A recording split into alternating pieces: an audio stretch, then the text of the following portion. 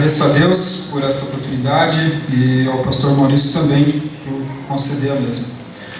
Nós estamos estudando neste ano e ministrando algumas pregações no Evangelho segundo João e a gente vai continuar, né? Isso é bom porque o pregador agora nunca mais vai ter dúvida em qual texto usar para pregar.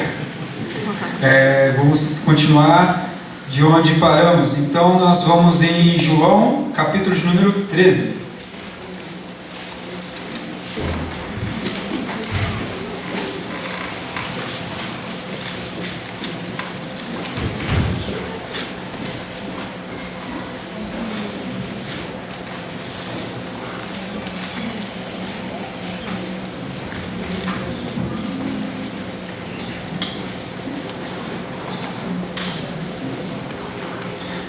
A partir do versículo de número 21, está escrito assim: Tendo Jesus dito isto, perturbou-se em espírito e declarou: em verdade vos digo que um de vós há de me trair. Os discípulos se entreolhavam perplexos, sem saber de quem ele falava. Ora, achava-se reclinado sobre o peito de Jesus um de seus discípulos, a quem ele muito amava. A esse, pois, fez Simão Pedro sinal e lhe pediu: pergunte-lhe de quem ele fala. Aquele discípulo, recostando-se assim ao peito de Jesus, perguntou-lhe: Senhor, quem é? Respondeu-lhe Jesus: é aquele a quem eu der o pedaço de pão molhado. Tendo, pois, molhado o bocado de pão, deu a Judas, filho de Simão Iscariote. E logo após o bocado entrou nele Satanás. Disse-lhe, pois, Jesus: o que o fazes? Fazes depressa. E nenhum dos que estavam à mesa percebeu com que propósito fizera isso. Pois, como Judas tinha a bolsa, pensavam alguns que Jesus lhes diria: compra o que nos é necessário para a festa, ou que desse alguma coisa aos pobres. Então ele, tendo recebido o bocado, saiu logo. E era noite. Tendo ele, pois, saído, disse Jesus: agora é glorificado o Filho do Homem, e Deus é glorificado nele. Se Deus é glorificado nele, também Deus o glorificará em si mesmo, e logo o há de glorificar. 33. Filhinhos, ainda por um pouco estou convosco. Procurai-me-eis, e como eu disse aos judeus, também a vós o digo agora: para onde eu vou, não podereis vós ir. Um novo mandamento vos dou, que vos ameis uns aos outros, assim como eu vos amei a vós, que também vós vos ameis uns aos outros. Nisto conhecerão todos que sois meus discípulos, se tiverdes amor uns aos outros. Perguntou-lhe Simão Pedro: Senhor, para onde vais? Respondeu Jesus: para onde eu vou, não podes agora seguir-me, mais tarde, porém, me seguirás. Disse-lhe Pedro: por que não posso seguir-te agora? Por ti darei a minha vida. Respondeu-lhe Jesus: darás a tua vida por mim? Em verdade te digo, não cantará o galo até que me tenhas negado 3 vezes. Amém? Bem, queridos, o texto aqui onde parou vai me fazer falar de um homem chamado Judas. E não vai dar para falar bem desse sujeito. Esses dias eu estava no supermercado com a Carol e ela estava interessada naquela latinha da Coca-Cola Zero, né? Acho que algumas pessoas aqui já encontraram uma com o seu nome, né? E eu fiquei pensando que certamente a Coca-Cola não produziria uma latinha escrito Judas. Imagina, Judas, quanto mais Judas melhor. Não iríamos encontrar uma latinha dessa, porque Judas nos faz lembrar de alguém que traiu o nosso amado mestre. Você que tem diversas pessoas no seu celular, na agenda do seu celular, na sua agenda de contatos. Quantas pessoas você tem com o nome de Judas? Nenhuma, né? Uma vez assistindo ao Fantástico, e ele falava sobre essas pessoas que dão um nome estranho aos filhos. E um pai tinha tido 3 filhos gêmeos, e ele colocou o nome em o primeiro que saiu de foto, o segundo de fotocópia e o terceiro de xerox. É cômico, mas com certeza ele não colocaria o nome de Judas, né? Porque ninguém quer ser chamado de Judas. E aqui hoje nós vamos falar um pouquinho sobre Judas. Bem, este encontro aqui que nós lemos de Jesus Cristo com os discípulos, ele acontece em um lugar chamado cenáculo. Esse nome é um pouco fora do nosso contexto aqui no Ocidente, mas cenáculo era um cômodo grande de uma casa. Normalmente ele estava no primeiro andar e era um lugar usado para festa, recepções de convidados. Um lugar como esse estava mesmo na casa de algumas pessoas com riqueza. Na casa de alguém rico, normalmente tinha lá um cômodo chamado cenáculo, né? Na casa de alguém pobre, nós temos um cômodo chamado cantinho da bagunça, lá que a gente leva tudo para lá, né? Mas na casa de um rico lá, na região de Jesus, havia ali um cômodo chamado cenáculo, que era um lugar reservado para esses encontros. Daí é lá que os discípulos estão aqui nesse texto que nós lemos. Algumas Bíblias chamam esse texto com um subtítulo escrito assim: A Última Ceia, né? Inclusive tem um quadro muito famoso, acho que um dos mais famosos do mundo, que foi pintado por Da Vinci, em que ele, inspirado aqui nesse texto, principalmente no versículo 21, que os discípulos estão olhando um para o outro sem saber de quem Jesus falava, em que ele pinta ali a cena da ceia, e ele também chama este momento aqui de Última Ceia. E eu fiquei pensando um pouco sobre esse título, Última Ceia. Da Vinci, ele era um gênio incontestável. Um cara que sozinho conseguia ser cientista, matemático, engenheiro, inventor, anatomista, pintor, escultor, arquiteto, botânico, poeta, músico e líder dos jovens. Era um cara mesmo à frente do seu tempo. Mas eu comecei a pensar que esse título, A Última Ceia, parece que Da Vinci se enganou ao chamar a Última Ceia.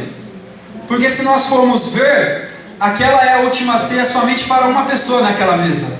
Para quem? Para Judas. Judas vai, depois disso tudo, e morre. Mas já para os demais apóstolos, e para essa igreja que está aqui hoje, existe uma outra ceia agendada em Apocalipse 19, que é a ceia das bordas do Cordeiro.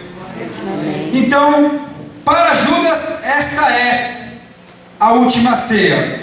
Para os demais apóstolos, não. Esse encontro acontece numa quinta-feira.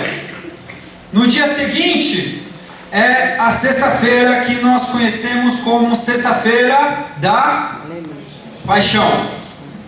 Na sexta-feira, então, Jesus Cristo, ele vai morrer. E ele sabe disso. Ele sabe que aquele encontro é um encontro de despedida. No versículo 33 que nós lemos, dá a entender isso, que é um encontro que Jesus Cristo está se despedindo dos seus apóstolos. Bem, o que você faria se você soubesse que vai morrer no dia seguinte, e aí então você reúne os seus familiares, você reúne ao seu redor as pessoas queridas, as pessoas do seu convívio, que é o que Jesus Cristo fez? A nossa ideia é que o que vai acontecer ali é que Jesus Cristo vai aproveitar aquela ocasião em que ele vai morrer no dia seguinte e ele vai ler o seu testamento. Porque qualquer um que morre sabendo que vai morrer alguns momentos seguintes, vai deixar ali algumas coisas. Mas decididamente neste encontro, Jesus Cristo não vai ler nenhum testamento. E não faz sentido Jesus Cristo fazer um testamento, porque o nosso Jesus Cristo, ele era desprovido de bens e riquezas, bens materiais. Ele não tinha isso.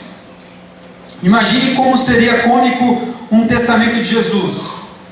A túnica, fica contigo, Pedro. Sandália, pode levar, João. E o resto, que mais? Senhor, e aquele jumentinho, fica para quem? Não fica para ninguém, era emprestado.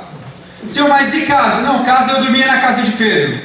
Então Jesus Cristo, ele se reúne com os discípulos, não é para deixar encaminhado nenhum bem material, mas é para deixar lições e exemplos espirituais que nós deveríamos seguir.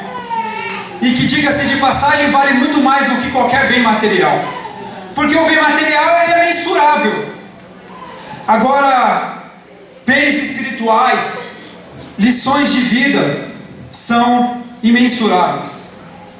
Jesus Cristo não deixou nada material aqui quando ele partiu. Ele deixou uma mãe que esteve com ele, até no dia da crucificação ela estava lá. Ele deixou seus irmãos, deixou poucos amigos, muitos inimigos e só. Eu costumo dizer que nem mesmo saudade Jesus Cristo deixou. Porque o que é saudade? Saudade é a ausência de alguma coisa que estava junto, né? Quando existe essa ausência, e essa ausência perdura, porque não existe saudade de um dia, existe saudade de uma caminhada. Quando essa saudade dura, quando essa ausência dura, nós chamamos de saudade. Nem saudade Jesus Cristo deixou, porque no terceiro dia ele ressurgiu. E é justamente no terceiro dia que Jesus Cristo deixa o de mais importante para a história do cristianismo, quando ele deixa um sepulcro vazio. O que Jesus Cristo nos deixou? Jesus Cristo nos deixou isso. Jesus Cristo nos deixou a salvação mediante a fé no poder do seu sangue. Mas aqui no versículo 21, ele vai fazer uma declaração muito importante neste último encontro. Ele diz que um de vós o iria trair. Nós conhecemos a história e sabemos que ele fala de Judas. E ele falando de Judas, é importante lembrarmos alguns versículos antecedentes a esse. Porque João inicia esse capítulo dizendo que Jesus, tendo amado aos seus, amou-os até o fim. E Judas estava ali naquela mesa. Isso inclui que Jesus Cristo amou também Judas até o fim. E eu penso que quando Paulo disse que o amor de Deus nos constrange, é justamente um amor como este, um amor que ama Judas. Porque nós, na nossa razão, a gente não consegue às vezes amar aos nossos inimigos. Por exemplo, um homem mau, ele comete o erro de, por exemplo, violentar uma criança, estrupa uma criança. Na nossa razão, o nosso amor ama a criança. Mas o amor de Deus nos constrange, Deus ama também o estuprador. É certo que ele é juiz sobre aquilo, vai fazer justiça, mas ele ama, isso é fato. E a verdade é que ninguém consegue vir ao mundo sem ser amado por Deus. Deus ama a todos. E eu começo a ver neste último encontro Jesus Cristo mostrando que ama Judas. Porque versículos antecedentes a esse de número 21, que o pastor pregou aqui no domingo passado, Jesus Cristo, ele lava os pés de Judas. Isso é ou não é uma demonstração de amor? Você lavar os pés do seu inimigo. Segundo, não o Evangelho de João, mas segundo Mateus, a crônica de Mateus mostra o seguinte, que Judas, antes de entrar no cenáculo, ele faz um outro caminho. Ele vai até os príncipes dos sacerdotes, e quando ele chega lá, ele negocia a vida de Jesus Cristo por 30 moedas. Depois de estar com os príncipes de sacerdotes, na narrativa de Mateus, ele vai então para o cenáculo. E quando ele vai no cenáculo, Jesus Cristo se agacha aos seus pés e lava os seus pés, sabendo que aquela sujeira, ele tinha se sujado no caminho que ele fez para negociar a sua vida. E Jesus Cristo lava os pés de Judas daquela sujeira. O texto não diz isso, mas eu penso que Jesus Cristo estava como que dizendo para Judas o seguinte: olha, eu esqueço esse caminho que você fez há minutos atrás, eu apago essa sujeira da sua vida, e você tem a oportunidade de começar de novo.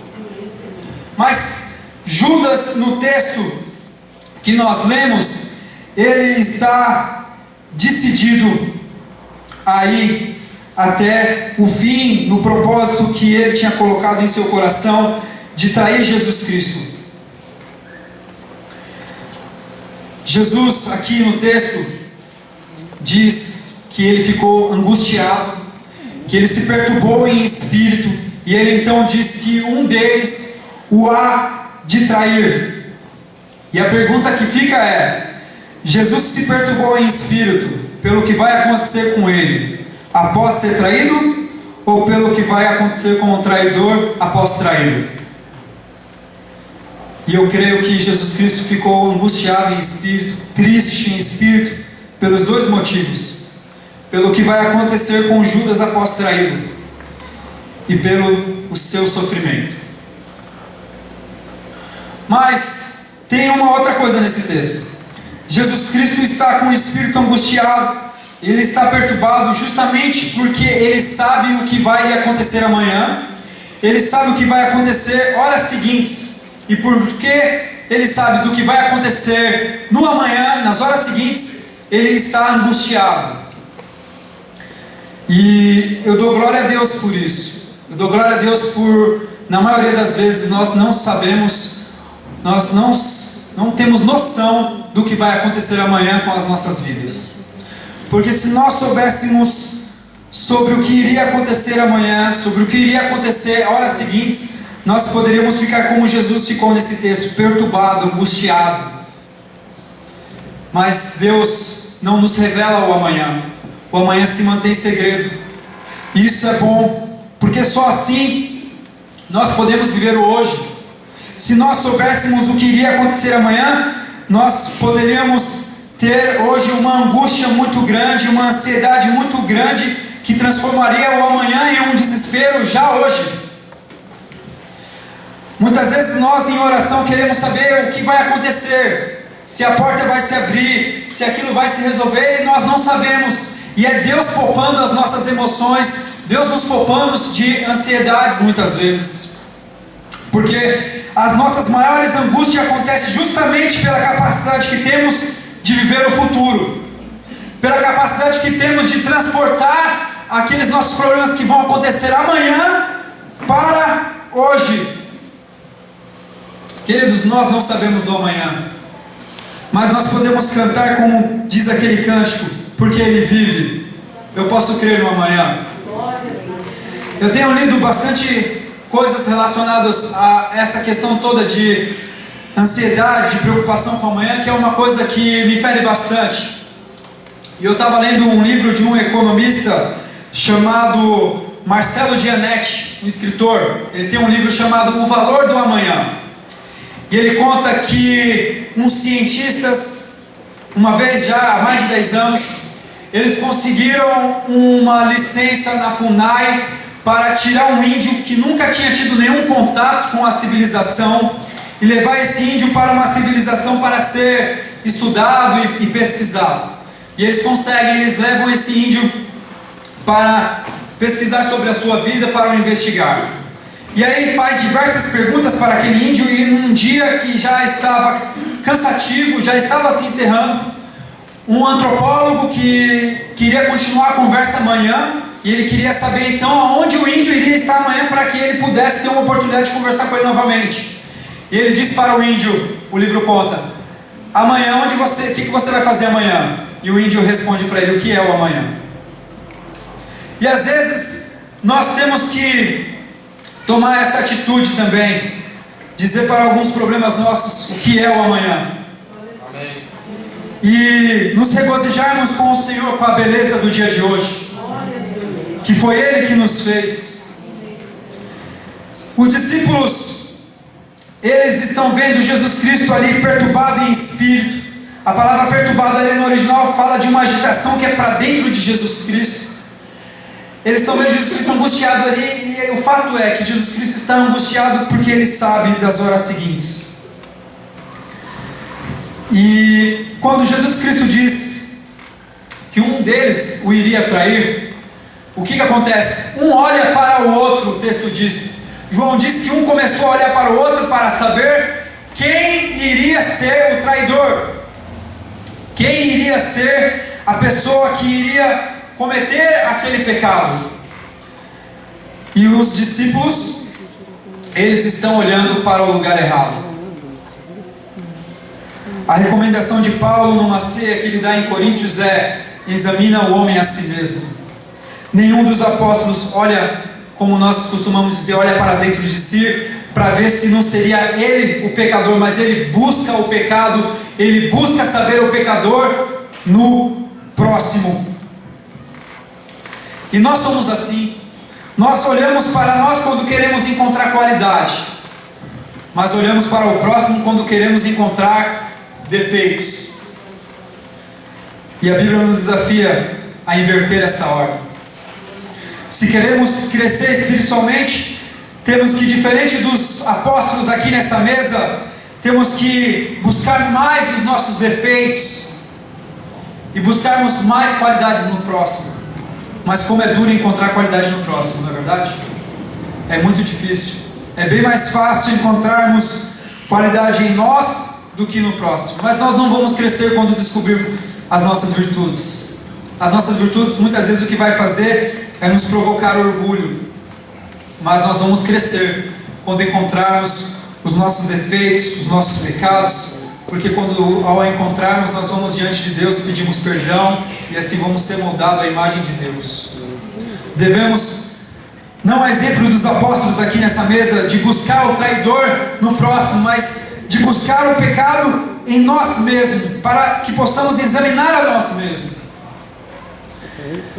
Nós que conhecemos a história, podíamos pensar o seguinte: Jesus Cristo está dizendo naquela mesa ali, olha, um de vós há de trair. Nós sabemos que é Judas. Então nós podíamos pensar o seguinte: que todo mundo agora vai olhar para Judas e vai falar: é agora, chegou a sua vez. Eles estão olhando um para os outros e eles não desconfiam de Judas. Isso é muito triste, porque isso mostra que Judas não deixava marcas de quem ele realmente era. Já fazia 3 anos que Judas estava com Jesus Cristo, estava com os discípulos, mas Judas ainda não é um cristão autêntico. Os apóstolos estão olhando um para os outros e ninguém desconfia de Judas, porque Judas passou todo esse tempo fazendo a política da boa imagem. É bem verdade, queridos, que fazer parte de um grupo denominado igreja não torna você um salvo, um santo, justo ou piedoso. Assim como assistir uma partida de futebol não vai tornar você um jogador profissional. Nós somos cristãos da Reforma e estamos acostumados a pregar a salvação pela graça, mas a verdade é que nós condicionamos muitas vezes a salvação a pertencer a um grupo religioso. E não é isso. Judas estava no meio deles, mas não era um deles, e ninguém sabia que Judas não era um deles. Ele tinha até mesmo um ministério, nós vemos isso. Isso acontece no meio evangélico nos dias de hoje. O fato de muitas pessoas virem à igreja todo domingo não faz dela uma pessoa salva. O fato de muitas pessoas dizer aí fora que é um membro da igreja batista, da presbiteriana ou da Assembleia de Deus, não a torna salva. E isso é muito sério. Levantar a mão para Jesus Cristo, participar de um batismo, não te torna salvo. Judas estava no meio deles, mas não era um deles. Houve uma ocasião em que eu estava em uma confraternização e havia ali alguns crentes ali da igreja em que estavam se comportando de maneira que não se condizia com aquilo que eles estavam realizando, não se estavam comportando de maneira que não tinha nada a ver com o Evangelho. E havia um novo convertido ali que estava sendo escandalizado por aquele comportamento. E quando eu percebi isso, eu chamei ele e falei assim: está vendo aquelas pessoas ali? Ele disse: sim, estou vendo. Falei, lembre-se de uma coisa. Sabe o que diz Santo Agostinho a respeito dessas pessoas? Ele diz que a respeito da igreja, muitos lobos estão dentro e muitas ovelhas estão fora. Porque são pessoas que estão vivendo uma vida à margem do verdadeiro cristianismo. Tem uma propaganda da NET muito conhecida hoje, que ela diria o seguinte nesse contexto: Judas não era um apóstolo, era tipo um apóstolo. Sabe? Não é crente, é tipo crente. Possui o rótulo, mas lhe falta a essência. A palavra cristão para ele já é muito amplo o tipo de cristianismo que ele vive. Tem um professor no seminário Palavra da Vida, chamado Marcos Granconato, em que ele sempre fala isso. Ele fala que hoje em dia o que existe é muitas conversões piratas. Queridos, tem alguns cristãos que são tão falsificados que se ele for visitar o Paraguai é capaz dele ser vendido e ficar por lá.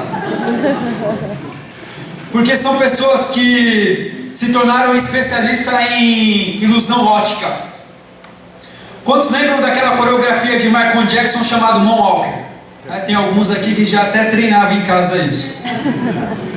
O Moonwalker era isso, ele provoca uma ilusão ótica. Michael Jackson, quando dançava ele, você tinha a impressão que ele estava andando para frente, mas na verdade o seu passo era para trás. E tem muita gente assim no meio evangélico. Parece que tem hoje no meio da igreja uma geração que a gente poderia acunhar de Moonwalker, de cristãos que estão a todo tempo mantendo a falsa aparência. Parece que estão avançando em direção ao céu, mas na verdade estão andando para trás. É gente que durante o louvor levanta as mãozinhas. É gente que traz a Bíblia para a igreja, consegue vir todo domingo. Alguns possuem o idioma evangeliquez, conhece? Que Deus vai revelar o manto santo. E esse idioma evangeliquez do nosso meio fala como um cristão, mas na verdade estão a bailar o famoso Moonwalker. Estão fazendo como Judas, estão mantendo a política da boa vizinhança, da boa aparência. O profeta Joel, no capítulo 2, ele encontra uma geração como essa. Uma geração de gente que estava pronto a rasgar as suas vestes, mas o coração era intacto, não transformava nada por dentro. E ele diz o seguinte no capítulo 2: convertei-vos a mim de todo o coração, isto com jejum e com choro, e com pranto, e rasgai os vossos corações, e não as vossas vestes. Queridos, a nossa transformação, se não acontecer lá dentro, de nada vai adiantar a gente exteriorizar isso de alguma forma. Tem que acontecer para dentro de nós, no homem interior, amém? Quando Jesus Cristo diz isso, que um há de traí-lo,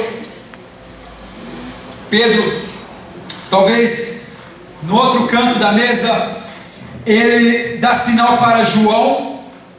Não sei se ele faz uma mímica, alguma coisa, e pergunta para João: João, descobre aí quem é. O texto não diz que é João. João ele escreve, mas ele mantém o anonimato. Ele fala que é um discípulo amado, mas nós sabemos que é João. João era o discípulo amado. Quando nós olhamos o ministério de Jesus Cristo, nós vemos que ele tem 70 discípulos. Depois Jesus Cristo tem 12 apóstolos. Depois ele tem mais 3 amigos que nós chamamos de discípulos dos amigos íntimos: Pedro, Tiago e João. E depois, dentro desse círculo, ele tinha a João. Nós podemos ter níveis de intimidades com Jesus Cristo. Pode ser que nós fazemos parte daqueles 70 que não gozava de tanta intimidade, mas nós podemos fazer parte dos 12, ou até mesmo do círculo de amigos íntimos, ou até mesmo ser como João, como seria bom. E Jesus está ali ao lado de João, e Pedro dá um sinal: pergunte para João. João, pergunte para Jesus quem é essa pessoa. E João então pergunta para Jesus quem é. Quando Jesus fala que é aquele que eu der o bocado de pão, o texto diz que ninguém entendeu, ninguém ainda sabe quem é aquele que há de trair. Jesus Cristo confidencia isso até Judas, somente a João, quer dizer. Por que Jesus Cristo não fala diante daquela mesa, diante de todos os apóstolos, que é você, é Judas? Porque Jesus Cristo, Deus não gosta de expor a fraqueza e a miséria de ninguém. Ele fala somente a seu discípulo amado, é aquele que eu der o bocado de pão. Jesus Cristo não revela diante de todos, porque Ele não tem a intenção de fazer com que todos vejam a vergonha de João. Na nossa vida espiritual é assim. Muitas vezes quem comete o pecado é nós, mas quem torna o pecado conhecido, pode ter certeza, é o diabo. Ele tem prazer nisso. Ele tem prazer em expor as pessoas, em expor o pecado das pessoas, mas Deus preserva e perdoa. E muitas vezes você cometeu algum pecado e você pensou assim: poxa, se as pessoas souberem isso vai ser a maior vergonha do mundo, e você já pediu perdão, e você pode se lembrar agora de que quem não permitiu que você fosse exposto foi Deus, porque o desejo do inimigo era te expor. Deus preserva Judas disso. Ele dá um sinal para João e fica a história só entre Jesus e João. Ele não expõe o pecado de Judas. E ele fala o seguinte: olha, aquele que eu der um bocado de pão é este. A cena de Jesus Cristo pegando um pedaço de pão, molhando e dando a Judas significa duas coisas. Significa para João quem é o traidor, mas no costume do Oriente significa naquela mesa ali quem era a pessoa que Jesus Cristo tinha o maior apreço, que Jesus Cristo tinha a maior afeição. No Oriente, a ideia ali de dar o pedaço de pão molhado ali, para nós podermos entender, segundo alguns comentaristas dizem, é como no aniversário que todo mundo quer saber de quem é o primeiro pedaço do bolo. E Jesus Cristo faz isso. Ele, até o fim, ele mostra o seu apreço por Judas. Mas já não adianta mais. Jesus Cristo olha para Judas e diz o seguinte: vai e faz depressa aquilo que você quer fazer. Depois Jesus Cristo começa a dar algumas instruções para os discípulos, e ele fala: olha, eu vou dar a vocês agora um novo mandamento. Vocês devem amar a Deus, devem amar ao próximo. E esse, na verdade, o amor ao próximo não é um novo mandamento, já estava em Levítico. Por que então Jesus Cristo chamou de novo? Porque ele diz assim: vocês devem amar como eu amei. E o exemplo que ele tem de como ele amou, depois os discípulos vão se lembrar: como eu amei a Judas, como eu amei a todos vocês, indo até a cruz. E aí Jesus Cristo diz o seguinte: os verdadeiros discípulos, porque Judas não era o verdadeiro, ele foi e traiu Jesus. Quando ele traz Jesus, ele demonstra que não há amor nele por Jesus Cristo. Ele fala assim: os verdadeiros discípulos, os cristãos autênticos, serão identificados por isso, pelo amor que eles têm ao próximo. Esses são os verdadeiros cristãos. Eles seriam identificados. A sua identidade está condicionada ao amor. Ao amor que deve ser como o de Jesus. Esta é a palavra que eu tinha para esta manhã. Eu queria convidar você a ficar de pé.